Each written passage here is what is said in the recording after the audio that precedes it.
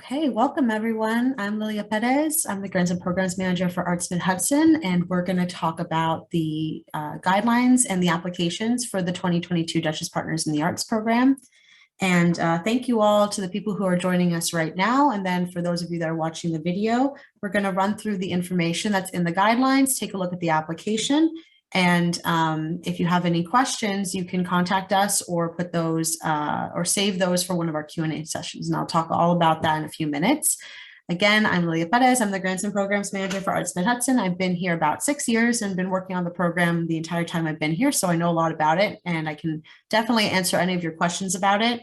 On our grants team, we also have Amani Jones, who's our administrative assistant, and Jonathan Nunez, who is our administrative associate. They both know a bit about Dutchess Partners in the Arts, and they can definitely answer your questions as well. All three of us are reachable through this email, grants@artsmidhudson.org. And I would definitely say that's the fastest way to reach us. There's multiple people checking that. We're really quick with email. But if you feel like you would rather call or leave a voicemail, the phone number is there, 845-454-3222. And you can leave any voicemails related to any funding or grants matters at the extension number 11. So we're going to go over Dutchess Partners in the Arts, what its purpose is, who it's, where the funding comes from. We'll talk about any important dates, and I will run through the guidelines and applications for both categories. So we have a capacity building initiative category and a programmatic support category. I'll also take a look at the applications with you and go over how you'll submit an application for funding. During this session, we're just going to run through the information, but if you have questions that you want to ask, we have a schedule of Q&A sessions on Zoom that you can attend. This is a great way to ask your questions in a group setting and also hear questions from other applicants. Sometimes that's a really great way to hear things you hadn't thought of. Make sure you go to our website. I'll show you in this session where to do this and where to find everything. But make sure you RSVP, because then you will get the Zoom access information emailed to you. And if you require any additional accommodations to be able to submit a proposal for funding, please reach out to us. You can reach out to us in any way that is convenient to you. We can offer translation services for assistance, large text documents, additional technical support. This is public funding, so we really take it very seriously to make sure that it is as accessible to the public as possible for anyone who wants to access these funds. So do not hesitate to reach out to us, and we will make accommodations based on your needs. And we have assistance available to all applicants. You can make an appointment with us at the link below, and you can also find that on our website. To go over any questions you have, brainstorm ideas, or receive feedback on your draft or your budget. Just so you know, those sessions are really for, we ask that you read the guidelines or attend this session or view this video before making one of those appointments, so that you at least have a baseline information about what the program is about. And if you're watching today on the 12th of April, there will be more appointments available after this date. So as I said, the technical assistance that we provide is a really great way to get feedback on your specific ideas, get feedback on your writing, on your draft or budget, and also for us to kind of hear about what you're working on, what your goals are, and make some recommendations as far as networking. And we do a lot of connecting individuals with artists or with other groups to try to help them meet their goals or do whatever they're trying to do. So please don't hesitate to make an appointment with us. We really enjoy doing it, and it's a great way for you to get information, not just about this proposal, but some other stuff that can hopefully be helpful to you in your work.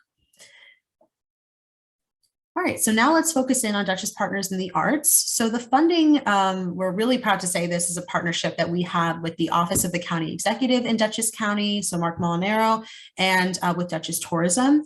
And so they have been super supportive of this program, and we have been able to offer funding for many years for programmatic support, specifically for programs that have an impact on tourism. And just a few years ago, they really went with us and allowed us to put together a program to allow submissions for capacity building initiatives.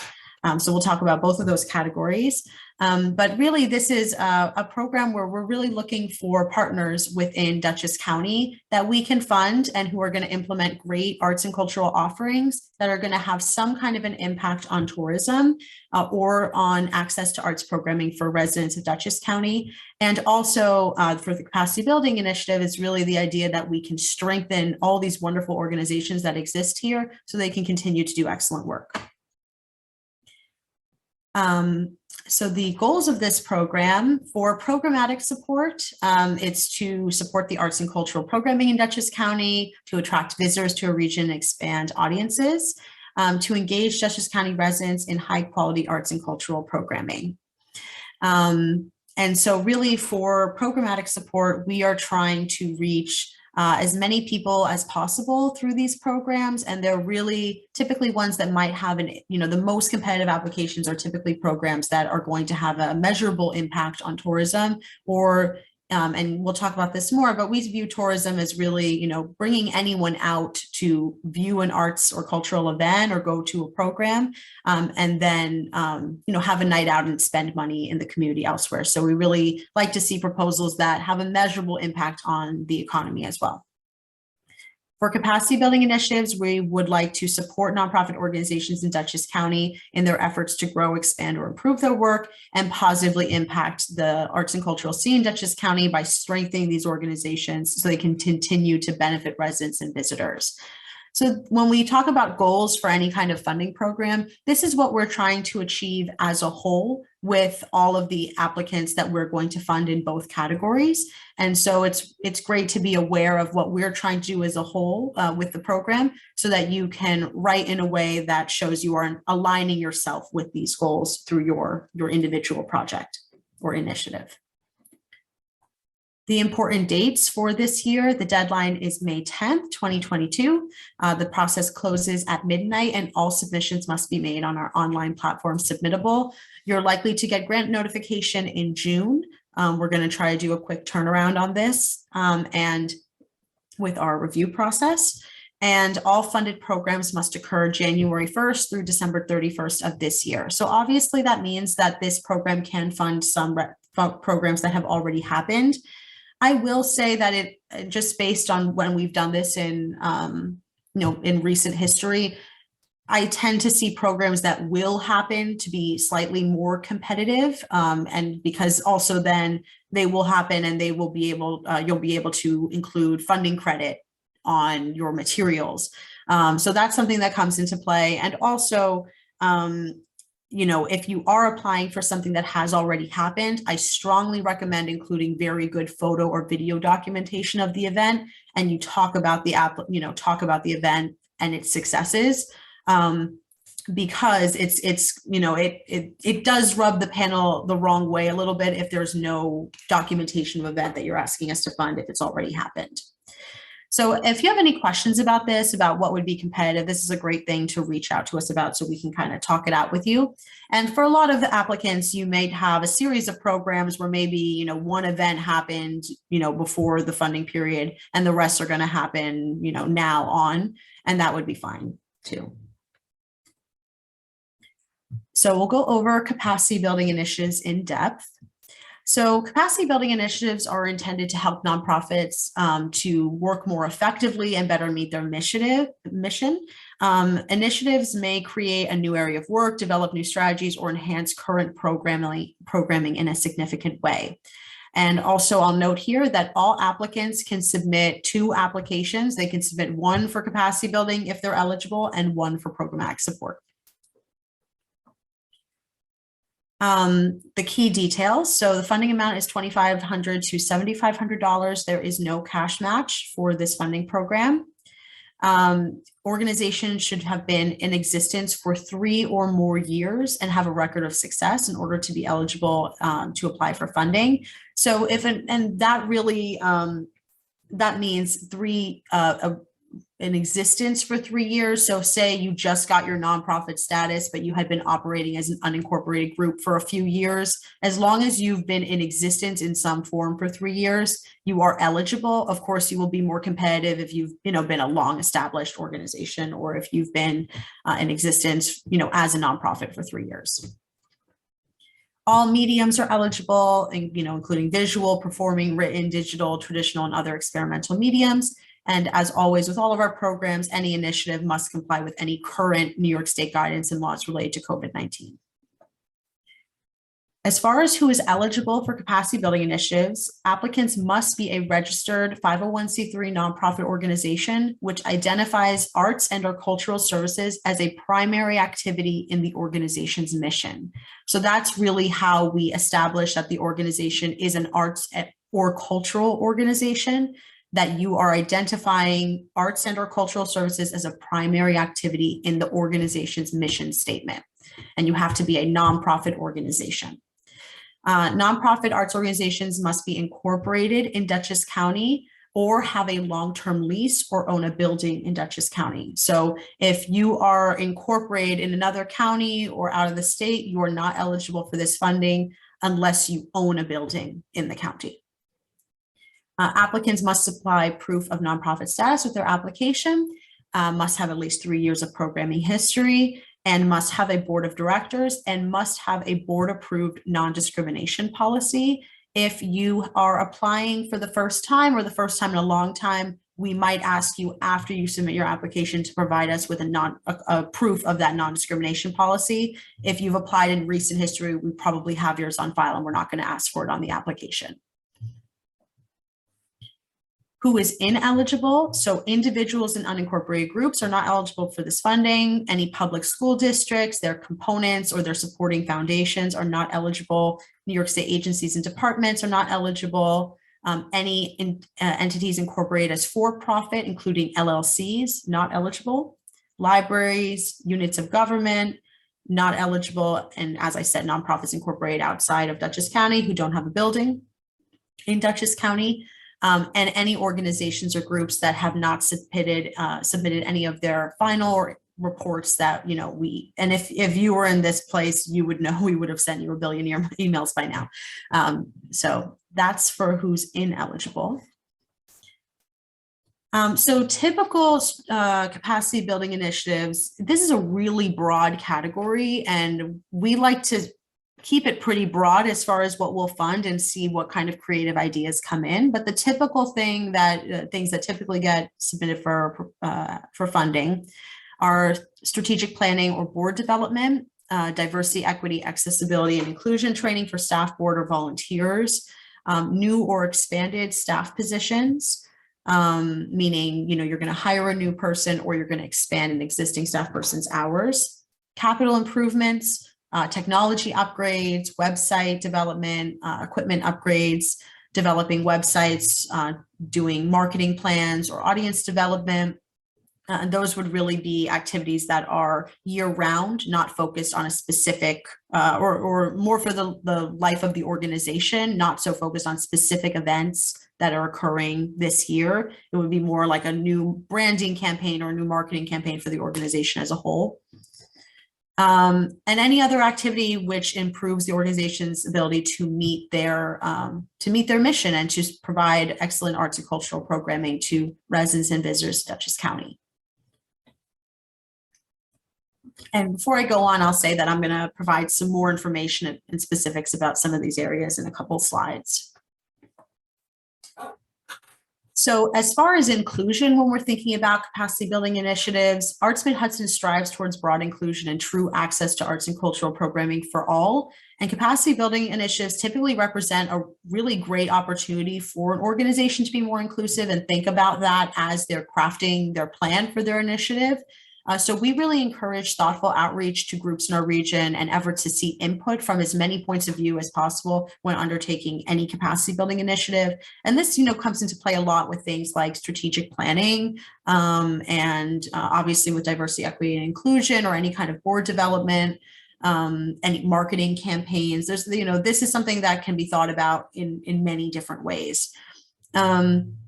And we really recommend that especially if it's a marketing campaign, that there's specific outreach to historically underserved audiences. And so this typically means any group that may or may not have limited access to arts or cultural programming due to their location, race, economic status, gender identity, sexual orientation, age, religion, disability, or other factors. And these are some groups that may or may not be have limited access to arts programming in our region based on historical factors. And if we are always happy to talk about this and brainstorm around this and be really direct with you and try to figure out if your program is if we are presenting a proposal that you're thinking about it from all areas and you're not just thinking about it you're trying to take yourself out of your bubble and think about how is this going to be read by a variety of people, and is this initiative really setting out to do everything that it can do by being inclusive as possible. Okay, so now I'm going to provide some tips about some of these most common areas that we get capacity building initiatives for. So for new or expanded staff positions, here are some general things that we just recommend you consider as you're putting together your proposal. And you'll see that there will be different places where you can provide this information to us in your writing. So first of all, you want to make a case for why this hire is important to the organization now, explaining what this person is going to be able to do, what's going to change because they're going to be in place. You might talk about that in a way where you're describing, this has been the workflow previously. If we're able to hire this additional person, that's going to expand our abilities in A, B, and C ways. Consider how constituents will benefit from the hire or how you might be able to expand your audience. So this is a big one, for any capacity building initiative. We're thinking about ways to strengthen existing arts organizations, but we're also paying attention to what is the ripple effect beyond that organization into the communities that they serve, and how are constituents in Dutchess County going to benefit from this being done, this initiative taking place. Excuse me. Making that direct line, talking about that in your application is really important in some way, saying, by this person being in place, we will be able to do this, X, Y, and Z, and the public will benefit in these ways. You'll be directly asked, but make sure you explain how the job will be posted. We really recommend doing, I will say actually, it depends on the panel, and it depends on the individual. So as many of you will know watching this, that all of our, and I haven't gone into the panel yet, but all of our panels are made up of volunteers. They're residents of Dutchess County who work in arts and culture or have other relevant experience or just attend a lot of arts and cultural events. It's no Arts Mid-Hudson board or staff who are making the determination on these funding requests.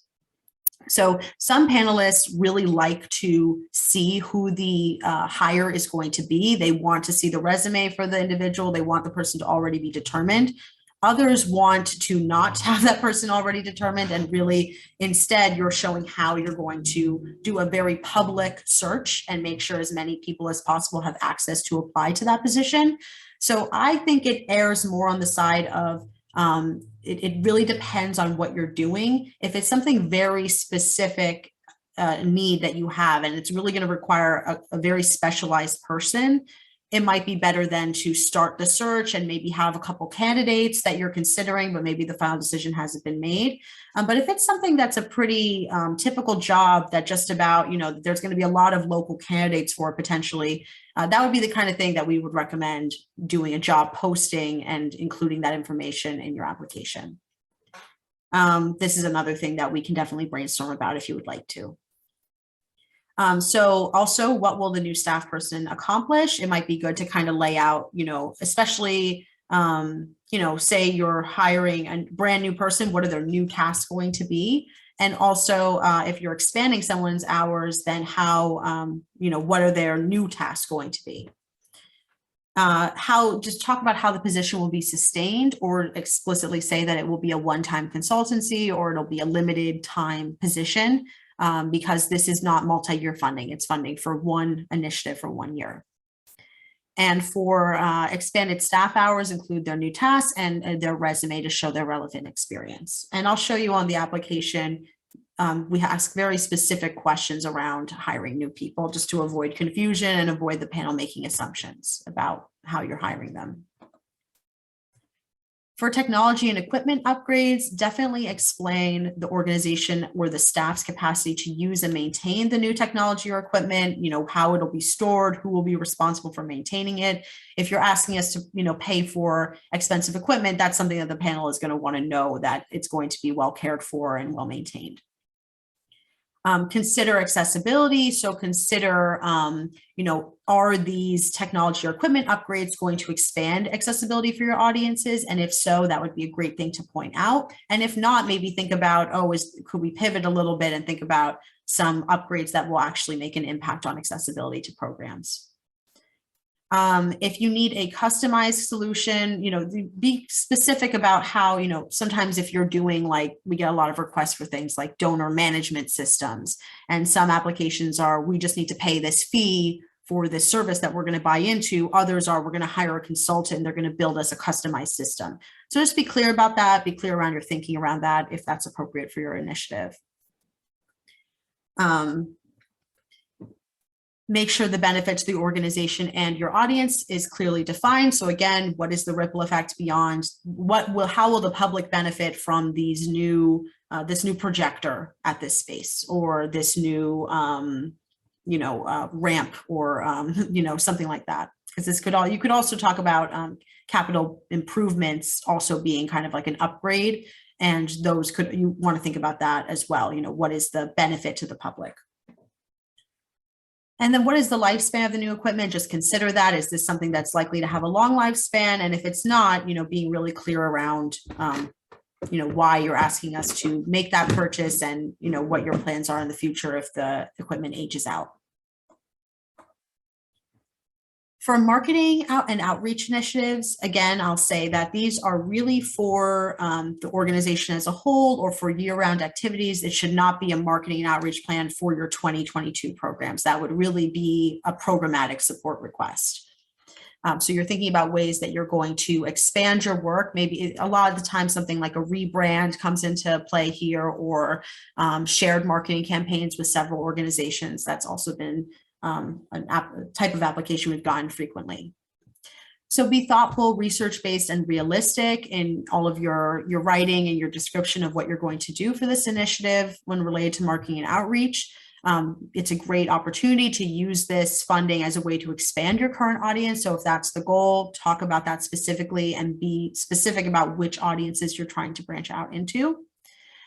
If you're trying to reach out to a very specific demographic group, like say you're trying to reach out to Spanish speakers in Dutchess County, then that would be important to hire an individual who is representative of that group so that they can really inform that process, and also be, especially for something like a language barrier, to be, somebody who can really think about how all facets of your work need to be catering to those needs. So think expansively around that, and not just the baseline of what, we'll translate all these pages, or we'll translate all these documents, or we'll have a translator at the event. To dig a little deeper and think about how are the other ways that this can really be impactful beyond surface level stuff.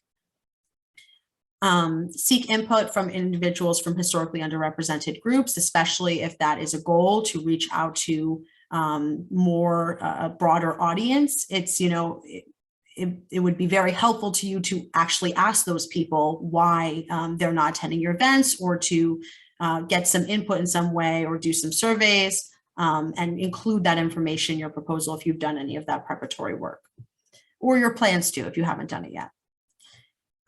Think about the relevancy of your programming to the audiences you're trying to reach, and clearly explain your reasoning for various promotional tools. I would say one thing that doesn't typically go over well for capacity building initiatives, or any kind of like mass printing, for marketing or outreach initiatives, because those tend to have a very limited lifespan and aren't really appropriate for capacity building. All right, and the evaluative criteria for capacity building initiatives, and this is really the same 3 categories that we use across all of our programs, but it tends to mean different things depending on the category. So first is artistic merit. So that's taking into consideration the applicant organization's track record and quality of programming to be enhanced by the initiative. So it's not really the artistic merit of the initiative itself, unless it's like going to be very clearly enhancing specific artistic or cultural programming. It's really asking more, what is the track record of this organization? What is the overall scope of their arts and or cultural offerings, and the strength of those? And that's really determined by your supplementals, which are optional. You are not required to submit supplemental materials, but it's very difficult. You're taking a huge leap of faith and assuming that those on the panel know you and know you really well. So if you're not sure what supplementals to submit for your capacity building initiative, definitely give us an email or give us a call or send us an email and we can talk about that. But typically it's things like your, images of your, just general visual representations of your work, images, videos, maybe you have an annual report, maybe you have some other great pamphlets or literature about your work. Those are the kinds of things that would be a good way to show your existing work and your existing track record. Impact. So what is the potential impact of the initiative on residents or visitors to Dutchess County, and impact on the organization's ability to provide excellent arts and cultural programming? So the panel is going to be looking at, what is the ripple effect beyond this organization when we, make this investment in this capacity building initiative, and also how does this strengthen the organization? Feasibility is the last category. So this is evidence of planning in place to execute the proposed initiatives as described in the application, as close as possible to as what's described in the application. And they're really considering the budget, timeline, and implementation plans when scoring for feasibility. So those are our 3 evaluative criteria, and the panel can assign a score of 1 to 4 for each category and give a bonus point if they think that the program overall, the initiative overall, is really amazing. So I encourage you all, as you're writing your proposals, to think about the evaluative criteria and think about how you would even score yourself looking at this, or ask somebody else if they're reviewing your work to think about this criteria, because this does have a huge impact on how it's really the way that they end up organizing everyone by the end of the day. We look at from the highest average score to the lowest average score. So you want to shoot for perfect scores, in all these categories as best you can, because that means you're going to be higher up in their ranking, and you're more likely to get your full funding request or close to it. And then overall, they're thinking about the applicant's ability to meet evaluation and reporting requirements. Just some final notes on capacity building initiatives. Now then we're going to talk about programmatic support. So here are some things that tend to be competitive in capacity building initiatives. First of all, initiatives that are highly feasible, that seem very straightforward. The panel can really clearly understand what the organization is trying to do, sees a direct line between this investment in the capacity building initiative and potential impact, growth, and more sustainable programming for the organization. The sustainability of whatever the initiative is. So if you're going to hire a new person, plans in place to either keep them on board in some way, or a reasoning for why it's going to pivot into some other, another form of employment or another way of doing it. Just plans for the longevity of whatever the initiative you've asked us to invest in this year. Clearly define your goals, like why you're doing this, what you plan or hope to achieve as a result of this initiative.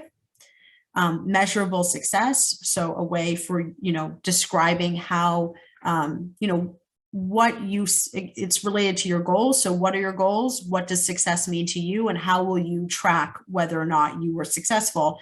And that could be tracked in a lot of ways. Say you're doing a website upgrade, and you're going to be taking a look at your traffic on the website and comparing that to previous years, because it's going to be a lot more user-friendly and reliable. So that would be, one way that you could specifically say we're going to check to make sure that we're going to monitor the growth of use of our website, or through a marketing campaign, that there's more membership, there's more attendance at events, or your ways that you're going to track that what you're setting out to do was actually successful. Efforts to increase access to arts and cultural programming always go over well for capacity building initiatives because they're tied into what is the impact for the public. And applications organizations who have clearly defined history and commitment to thoughtfully serving underserved communities in Dutchess County, especially if you're trying to expand those offerings. Those tend to be very competitive. And that, overall, that the panel understands that this is going to contribute positively to the arts and cultural offerings in all Dutchess County by strengthening this organization. Okay, so now we'll talk about programmatic support. So again, these are two separate categories. You can submit one application to each per organization. And for programmatic support, this is really focused on programs or series of projects that are going to impact tourism in Dutchess County. Engage local residents or contribute to the vibrant arts ecosystem in Dutchess County. Applications will be considered from partners that have a track record and demonstrate an ability to manage logistics and deadlines effectively, and have a great track record and demonstrate the ability to report reliable statistics, marketing results, and accurate outcomes for those programs. So this funding is coming from Dutchess Tourism and from the Office of the County Executive. So there's really this focus on how do these programs impact tourism, and how do they impact the economy? Because people are getting out and attending an event. They might be getting childcare that night, paying for transportation, shopping around town, getting dinner. And so all of these economic activities tend to happen around going out to an arts or cultural event. And so applications that are really able to demonstrate a track record of that and the likelihood that that will happen with this program are going to be the most successful. The funding amount is $500 to $5,000. There is no cash match required for this program. And established nonprofit organizations or artistic programs that have been in existence for 3 or more years are eligible and encouraged to apply for funding. Individuals and unincorporated groups can apply to this category with an eligible fiscal sponsor that is different from the capacity building initiative. And so we do accept fiscal sponsorship for programmatic support requests. You do, and organizations should know you can submit one direct request, and you can also fiscally sponsor a request as well if you are applying to this category. Any artistic discipline is eligible, including visual, performing, written, digital, traditional, and other experimental mediums. And as always, all funded initiatives must comply with any current New York State guidance and laws related to COVID-19. The eligible applicants for the programmatic support side are expanded from capacity building initiatives. So there are more organizations that are eligible for programmatic support. All applicants, though, must be a nonprofit 501c3 organization, which identifies arts and cultural services as a primary activity in their mission. They can be incorporated in Dutchess County, have a long-term lease or own a building in Dutchess County, or implement significant programming in Dutchess County. So we do allow applications from organizations that are incorporated outside of Dutchess County, as long as they implement regular and significant programming in Dutchess County and have been doing so for 3 years, a minimum of 3 years. Unincorporated groups or individuals who are fiscally sponsored by an eligible nonprofit organization can apply. All nonprofits must have a board of directors and a board approved non-discrimination policy. And the same thing goes here. If you are applying to us for the first time, we will likely reach out to you after you submit your application to get this from you. Organizations, again, must have at least 3 years of programming history in order to apply for funding, and applicants must supply proof of nonprofit status with their application. Applying with a fiscal sponsor. So in this situation, the nonprofit is the legal applicant, and they must meet all eligibility criteria that I just talked about for nonprofits applying in order to serve as a fiscal sponsor.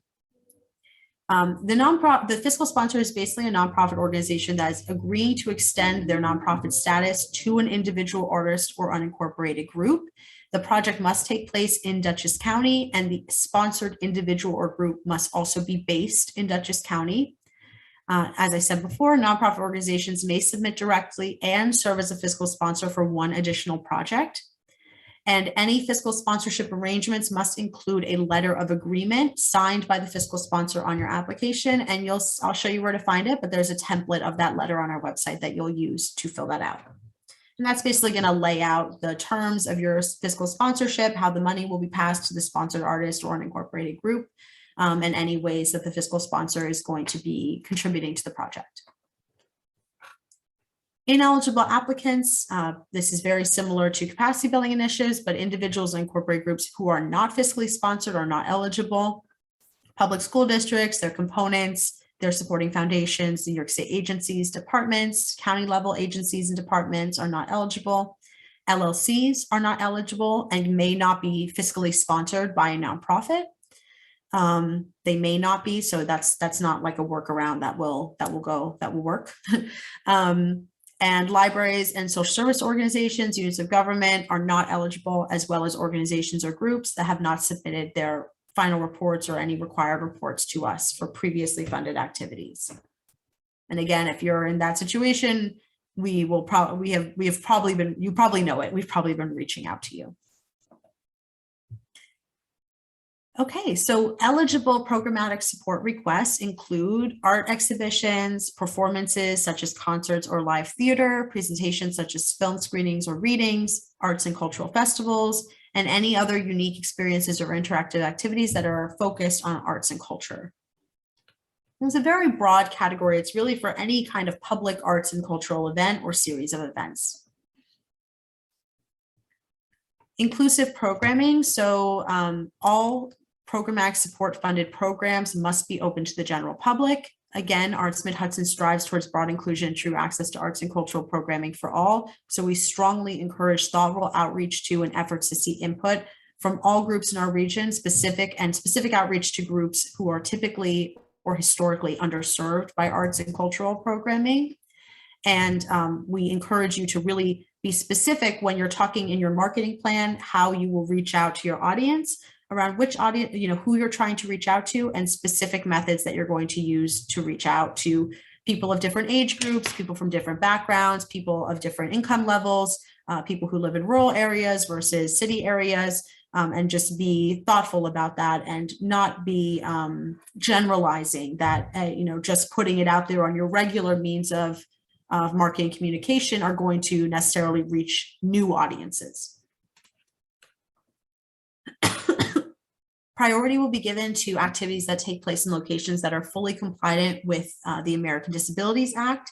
If you need any further information about that, please reach out to us and we'll send you links and information. But there is an ADA hotline that I've included here, which is 1-800-514-0301.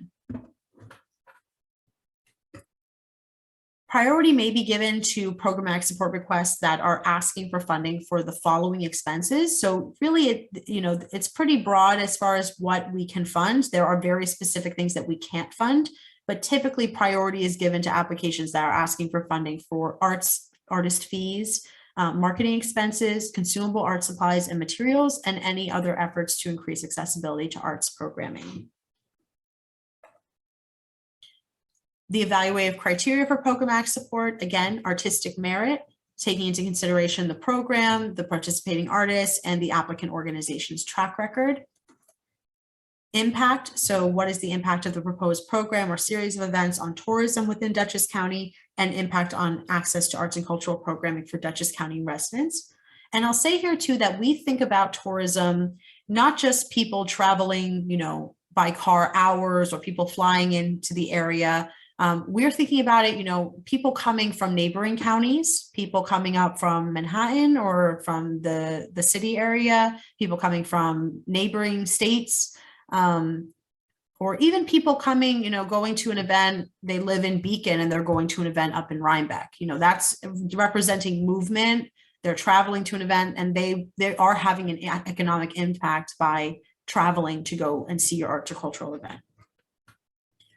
Feasibility, so evidence of planning in place to execute the proposed activities as closely as possible as described in the application, and taking into consideration that the budget, the timeline, and any implementation plans make sense and seem feasible.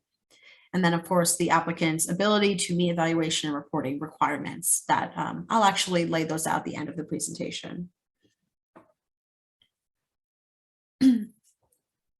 Some tips about what are some typically competitive programmatic support requests, so that those, of course, as I've said many times, positive and clear impact on tourism and impact on Dutchess County residents. Organization or group has a track record to reach and commitment to reach underserved audiences through thoughtful outreach and relevant programming, and really taking an approach where you are not deciding for a group what they are interested in. You are in conversation with them, and you are responding to their needs. Strong marketing and promotion plan, because that's how you're going to get people out to see all the great work that you've done and all the hard work you put into your event or your program. And your ability to monitor and report on program goals, outcomes, and attendance, especially for programmatic support. There is specific reporting required around attendance by zip code. And so I'll talk about that at the end, but that, plays a role that the applicant demonstrates that they have the logistics in place to accurately track that and report back to it on us. All right, so I'm going to get into submitting an application, and I'm going to actually show the applications. We'll run through them briefly. So again, all grant proposals are due by midnight on May 10th of this year. We accept all of them on our online platform, Submittable. You can always find any of our open application at artsmidhudson.submittable.com. If you require any assistance in completing the online submission form, do not hesitate to reach out to us, and please try to give us as much advance notice in advance of the deadline, especially if you require any very specific accommodations or assistance. You're going to be asked to provide some supplemental documents on your application. So we will need a staff and board list, and there's specifics around the board list as far as what information to include. And you can find that in the guidelines. The organization's annual budget, so for your most recently completed fiscal year. Depending on the size of your organization, we'll ask you to include some nonprofit or financial documents that you probably have already done because they're part of, the size of your organization. You would have to do them annually. So that's included in the guidelines and on the application as well. And we also strongly recommend supplemental materials to show the organization's work, and for any upcoming programs to show samples of the artists involved or of previous year's events. So now I'm going to stop sharing for just a moment and share another window.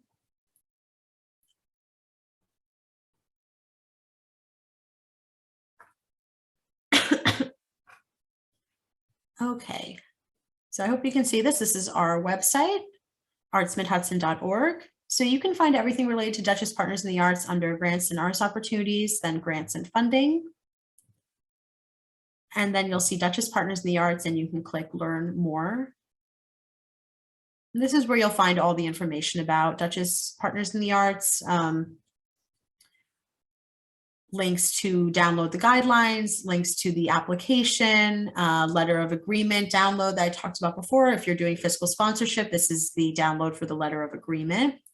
This is where you can sign up for upcoming Q&A sessions. If you're here today, you're already on this list because you signed up for the info session.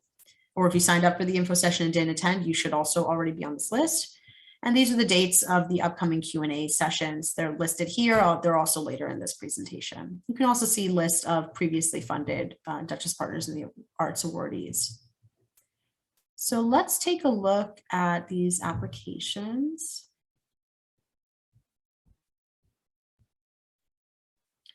Okay. So this is the Capacity Building Initiative application. I'm going to run through it pretty quickly and just go over the questions and give a couple tips here and there, but a lot of it I've already covered in the presentation. So we're going to ask for the contact person. This is the person we're going to reach out to if we have any questions about this specific proposal. So make sure this is all current and good to go. You'll list who the applicant is, your address, contact information, information about the executive director. You can include your mission statement here. It's fine to just copy and paste it, your typical mission statement. But remember, this is where we are checking for that you have a commitment to arts and cultural services. Organization history. This is an optional section, but if you would like to, you can provide a brief history of the applicant organization. I recommend doing it, especially, if you're concerned that some of the panelists might not be familiar with you. But if you feel like you have good supplemental documents, that could suffice. Some people prefer just to include their annual report. That would also be fine. The next question, describe the nonprofit's commitment and policies related to diversity, equity, accessibility, inclusion. So this is asking really about two things. It's first asking, what is the organization's commitment? Meaning, how do they have a diversity, equity, inclusion, or access statement? Do they have, specific work that they do that is directly related to these topics and is clearly laid out in some way? And that really gets into policies. If you have any specific policies around how you run programs, anything specific that is in your employee handbook or in your bylaws, or just any regular ways in which you conduct your business related to diversity, equity, accessibility, inclusion, this would be the place to describe it.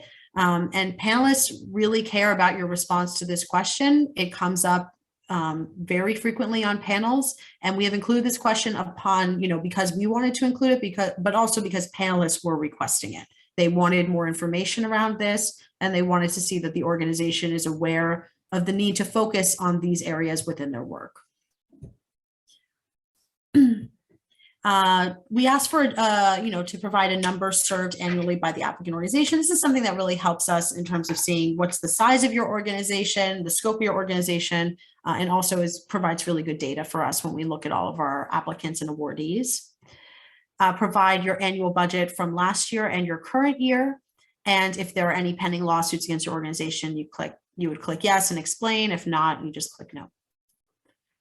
So then we get into the description of the initiative itself. So you'll give it a title and a one-sentence summary. These are really used for administrative purposes. This is a way for us to kind of keep track of which proposal is what. If the sentence you use here is like the first sentence of your initiative, just make sure you include it in both places. Don't think like this is a continuation of this response, if that makes sense. That has come up recently. It's perfectly fine if you write this description, then you take the first sentence and use that as your one-sentence summary. Sometimes that works out nicely. So your description of the initiative, this is really where you're going to provide the overall scope of the initiative that you're setting out to do. We recommend that sometimes it's easier to talk about this in phases or in chronological order and say, first phase, we're going to do this preparatory work. Second phase, we're going to implement in this way. And third, we're going to assess it and see how it worked.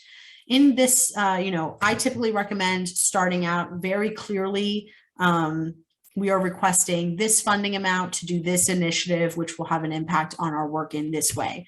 And then you can kind of get into the who, what, when, where, how, and why of the initiative. And then talk about any related goals that you have, anything you're trying to achieve.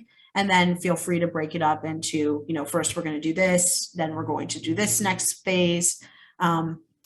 This is really, if you were just writing a request for funding, this could be like the only response. We ask other questions later on to kind of make sure that you've answered everything here. So this also is a question that I recommend not doing necessarily first. You could write a draft or an outline here to start, but I recommend looking over the rest of the application and the other specific questions that are going to be asked, because you don't need to repeat yourself. If you said it in one place, you don't need to repeat it in multiple places. So sometimes this is a good place to write an outline of the description of the initiative, and then go back, enter in the rest of the responses, and come back to this overall description and really make sure it reflects the application as a whole and the scope of what you're trying to do. We then ask specifically, how will the initiative be sustained beyond the funding period? So this is any plans you have to continue the work developed through this capacity building initiative, if there's any plans, for example, how the equipment's going to be maintained, or how you're going to keep that staff person on board, whatever it might be. Describe any plans you have for sustaining the initiative. You'll give a start and end date. This is really just for us to double check that it is occurring within the funding period. And then you'll provide the total expenses for your initiative, and then how much you are asking us to pay for. So this is the minimum request again is $2,500. The maximum is $7,500. And this is new, not new for us, but new for Dutchess Partners in the Arts. We don't have a separate budget form anymore. Our budget form is embedded on the application, and we are now only asking for how you will spend our funds. So this is a funding request budget. All we are asking for is a breakdown of this number. So say you were asking for $7,500 here. This number should match that number. And I'm not sure why I'm getting that error. We will fix that. That's weird. I think we put 7,500 was the max, and it's taking it, not accepting that, but that'll be fixed after this. So let's not make it angry. We'll say we're asking for 5,000 here. Here on this budget, you would be breaking down how you're getting to this number. So say you're going to be hiring a new staff person. You would, write an explanation. Development coordinator, and maybe that $5,000 is 10% of their salary. And then that's going to be $5,000. And you'll see then that this has a formula in it. It'll total out, say you had another expense, you were asking for $2,500 here, and you were asking for $2,500 here, it'll sum out what you have. But make sure that this number is, this number matches this number.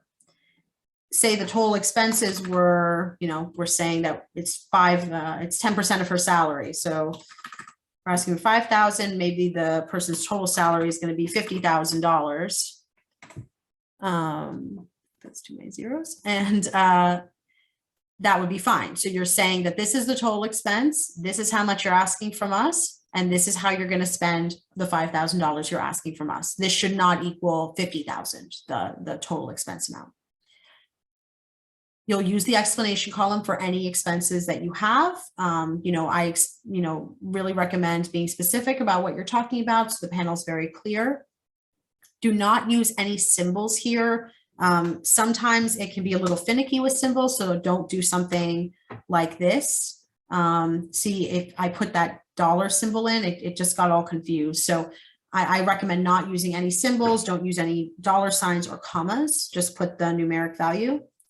And here, briefly describe the expenses for which you're requesting funding from Dutchess Partners in the Arts. This is where you should explain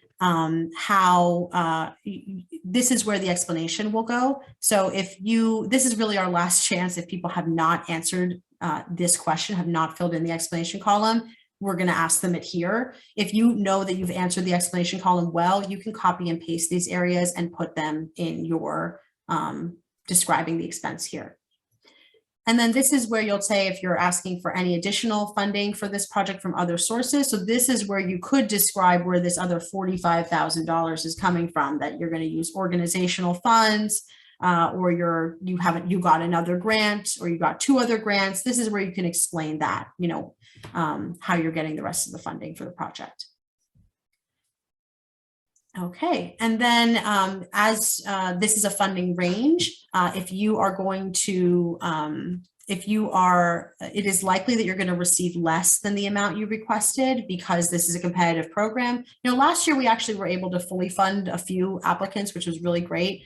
But this is a place for you to explain what you will do if funded less than the amount you requested. Are you going to scale back the project? Are you going to fundraise? It's not a trick question. It's not a way for you to argue for yourself to receive less money. It's really a way for you to say, no, wait, I will take a lesser amount, and this is what would change about the project. So the panel isn't making assumptions about how you would change your initiative. Describe how you'll track the success of your initiative. So this is just really related to how you're going to measure if this was successful. This can probably be a pretty brief answer, just describing any measurement or to track quantitative or qualitative data related to your initiative. And then there are some questions that you'll just answer. You'll see, is this individual, if you're hiring a new person, will an individual be paid as a result of this initiative? You would say yes.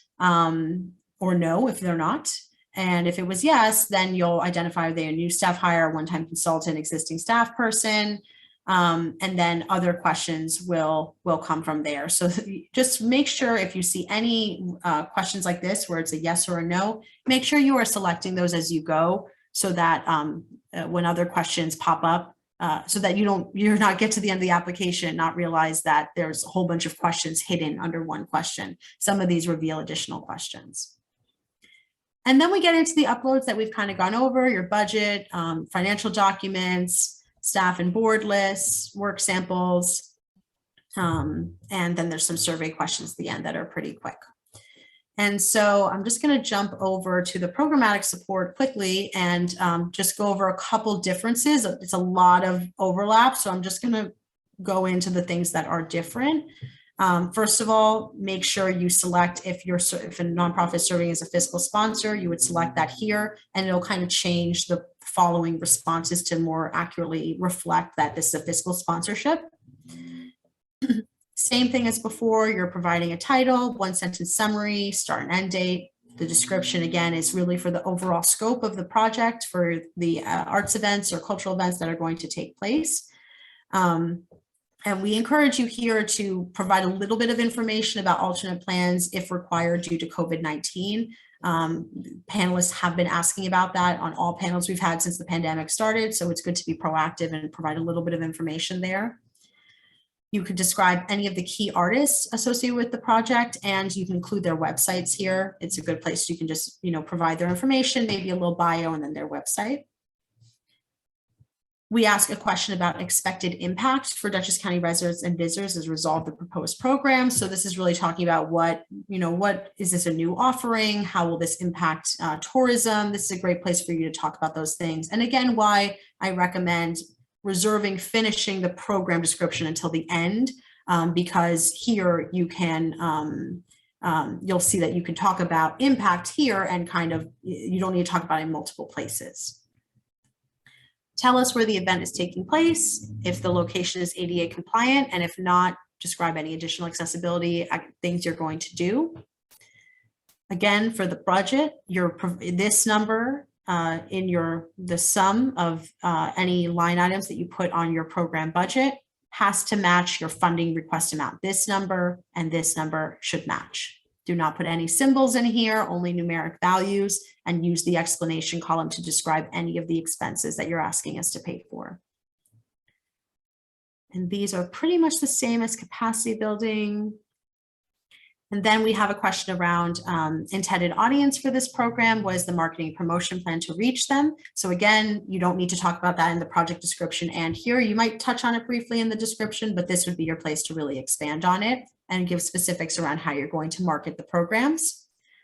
You'll give an estimate of how many people will participate. Again, this is your best estimate. And you can use historical information to inform your response if needed. And then indicate if there are any participation or admission fees. And then we pretty much, if you're doing a sponsorship, the sponsored artist will put their information in down here, and then it gets into really all of the regular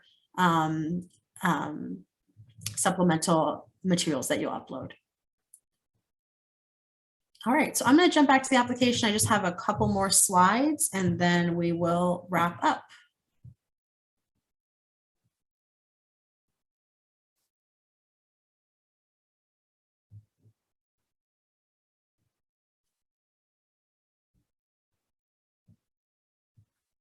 Okay, so some quick application tips: answer the questions directly and succinctly, get right to the point. The word limits are limits. They are not suggested word amounts. They are really a limit. So if you feel like you can say it in fewer words, that's great.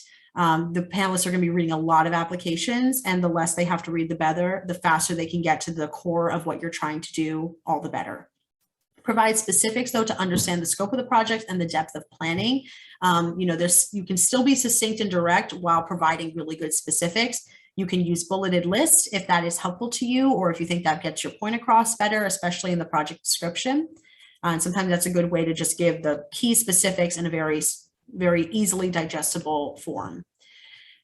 We recommend to keep the panel focused on your proposal and your ideas by providing complete information. So a lot of the time we talked about this, like control the panel conversation or don't create any distractions. Distractions are things like providing incomplete information, so the panel wastes time away from talking about your proposal and instead is sifting through the application during our meeting, trying to figure out where the event is taking place or who the artists involved are, because it hasn't been clearly stated. And along that, with that, we recommend that you write for someone who knows nothing about you or your project. You don't want to assume that the panelists will know who you are. Even if you've gotten funding from us previously, we have a rotating group of panelists. There will be new people on the panel this year who probably have never served on one of our panels before.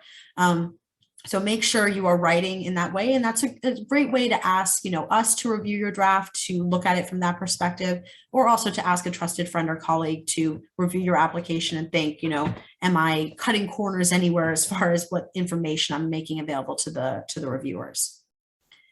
Show evidence of the evaluative criteria, the goals of the program, the guidelines. It's great to relate directly to words that are used in the guidelines or in the materials in some way, because it shows that you're aligning yourself with the program. It shows that you're aware of what the program is trying to do. For the budget, I really recommend working on the narrative and the budget together and to check for consistency. So if a number, if you're saying you're going to sell 100 tickets on the budget, but somewhere else in the application, you're saying 300 people are going to be served, then that would be great to explain somewhere why there is that number discrepancy. That actually brings to mind also what I wanted to mention with admission and ticket prices. Events do not have to be free to be eligible for programmatic support.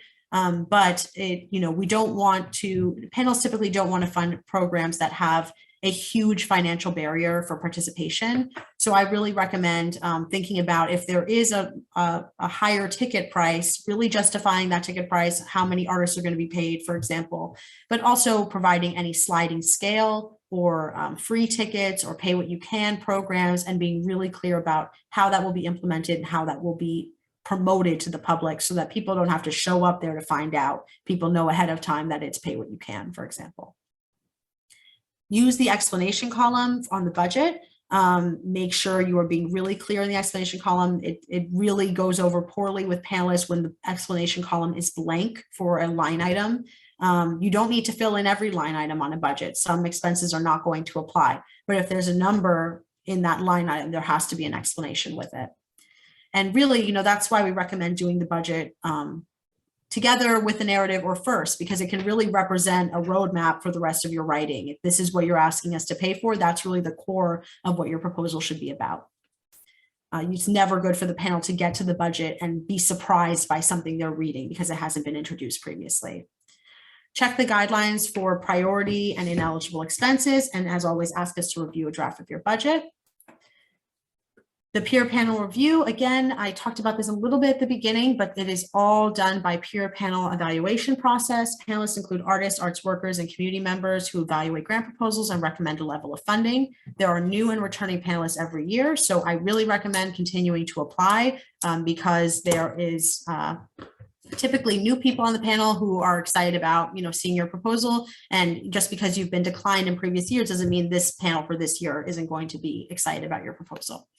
Mid-Hudson staff and board do not have a vote in the process, and panelists upon request can have access to information about previously funded projects. Prior grant funding does not guarantee continued support.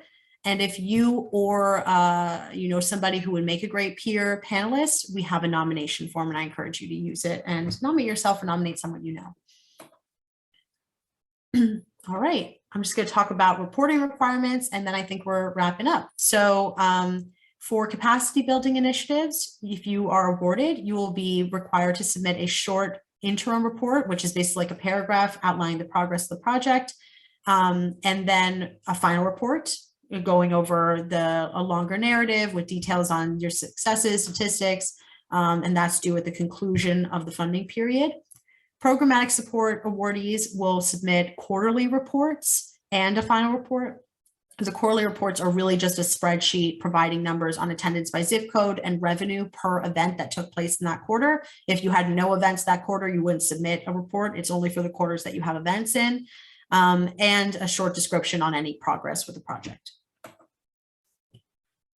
As far as measuring goals, and this again goes back to that question on the application that asks how you'll track the success of your project. Give some examples of how you'll track zip codes or how you will survey your impact. The great way to do this is a survey at the end of an event, asking them for their zip code, if they went to any other businesses or spent any money as a part of coming to this event. And then you can get those surveys back and have a lot of really good data to report back to us, and also for you to understand whether your marketing and outreach methods worked, if the pricing fit well, all these kinds of things. And for capacity building initiatives, tracking can be qualitative or quantitative. For programmatic support, we're really looking for numbers by zip code, revenue, and really specific statistics. All right. Just final tips and first steps if you're just getting started. If you will need a fiscal sponsor for programmatic support, that's the first thing to get on top of. And please make an appointment with us, and we're happy to talk to you about it and maybe make some recommendations about where to start. Review the online application form and the guidelines. Start getting those supplemental materials ready to go so you can just upload them and not have that be a concern. And feel free to make an appointment with us. This is the Q&A session schedule. It's available on our website as well. And thank you all so much for viewing this information session. Again, I'm Lilia Perez. I'm the Grants and Programs Manager at Arts Mid-Hudson. You can reach me at grants@artsmidhudson.org, as well as Amani and Jonathan, or at this phone number, extension 11. And thank you so much for your interest, and we hope to see an application from you.